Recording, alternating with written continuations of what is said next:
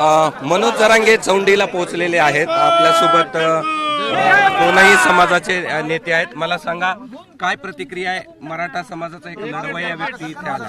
आज मराठा समाजाचा हा संघर्ष योद्धा धनगर समाजाच्या 75 वर्ष झालेल्या अन्यायावर तुटून पडण्यासाठी, धनगर समाजाच्या या संघर्षामध्ये साथ देण्यासाठी, आमच्यावर झालेल्या अन्यायावर दूर करण्यासाठी हा संघर्ष योद्धा हा धनगर आरक्षणाच्या लढाईमध्ये, चळवळीमध्ये आज आम्हाला पाठिंबा देण्यासाठी आलेले आहेत.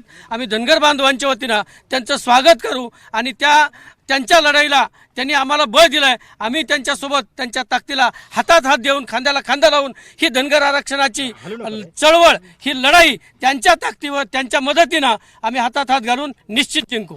मराठा धनगर युतीचा, मराठा धनगर एकजुटीचा.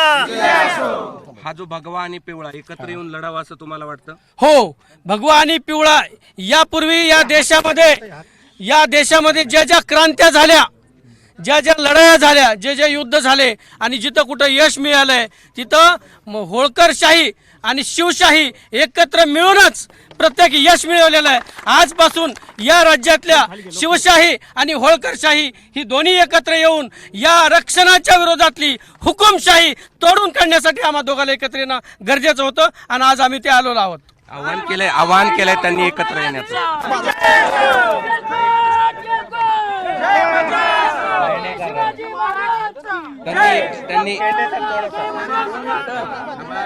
त्यांनी एकत्र येण्याचं आवाहन केलंय. तुम्ही तयार आहेत का त्यांच्या संघर्षाच्या लढाईत त्यांच्यासोबत जायला? सरकारनं परिस्थिती कशी निर्माण करून ठेवली.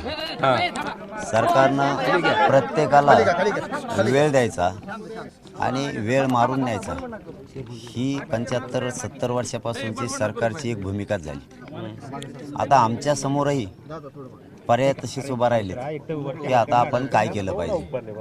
आम्हालाही आमच्या लेकरांच्या भविष्यासाठी, अस्मितेसाठी आम्हालाही आता विचार करण्याची वेळ आली. कारण त्यांचं आणि आमचं जवळपास दुःख एकच.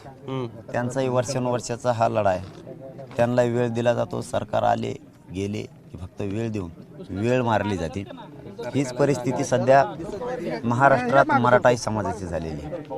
त्यामुळं भविष्यात काय होईल याचा विचार सरकारनं करणं गरजेचं आहे. तुम्ही किती दिवस धनगर बांधवांना वेड्यात काढणार आहेत आणि मराठा बांधवांना सुद्धा. पण माझी एक विनंती आहे सर्वसामान्य धनगर बांधवांना आणि मराठा बांधवांना सुद्धा. मराठा बांधव तर ताकदीने एकत्र आला आहे, परंतु धनगर बांधवांना ताकदीनं आता एकत्र सामान्याचा लढा लढवण्यासाठी यायला पाहिजे. कारण याच्यामध्ये काय होतंय की आपल्या गोरगरीब धनगर बांधवांच्या पोरांचं नुकसान व्हायला लागलं आणि ही भरून न काढण्यासारखं नुकसान आहे. त्यामुळं पुन्हा माझं एक आव्हान आहे धनगर बांधवांना की भाव असतील, मतभेद नसतील मला माहीत नाही, परंतु सर्वसामान्य धनगर बांधवांपासून सगळे एकजूट व्हा. कारण आपल्या लेकरांना न्याय द्यायचा म्हणलं तर आपल्यालाच आता पुढं व्हायला लागणार आहे.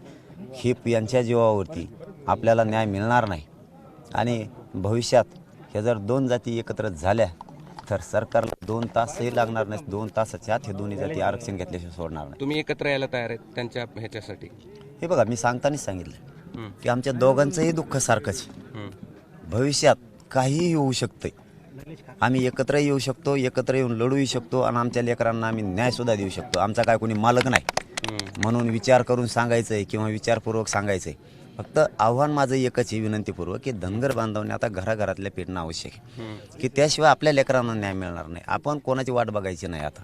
कारण जे आपण मोठे लोक म्हणतो आमच्या मराठा बांधवांतले सुद्धा, यांच्यामुळं जर मराठा समाजाला आरक्षण मिळणार नसेल तर त्यांना न घेता आपण सामान्य मराठ्यांनी लढा उभारला पाहिजे आणि आपल्या लेकरांना न्याय मिळवून दिला पाहिजे. या भूमिकेत सध्या मराठा समाज आलेला आहे. तसंच धनगर बांधवांनी सुद्धा घराघरातल्या बांधवांनी एकत्र येणं आवश्यक आहे.